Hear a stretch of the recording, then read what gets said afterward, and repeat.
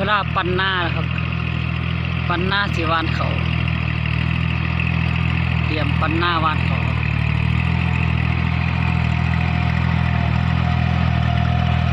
ปั้นยังไม่เรียบปั้นยังไม่เรียบปั้นที่สิวานเขา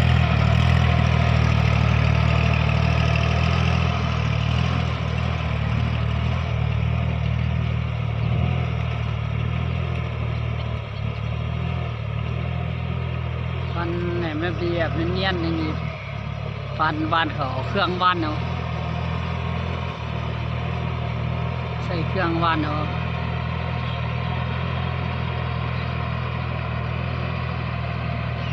ปั้นไปเรื่อยเนียนไปวาน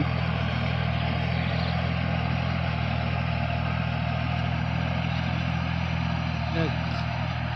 หยุดตัดด้อยเขาหยุดตัดด้อยก็เลยปั้นนาลงนาบ้านเขาก่อนหลังปีใหม่ก็จะไปดงลุยดงอ้อยต่อ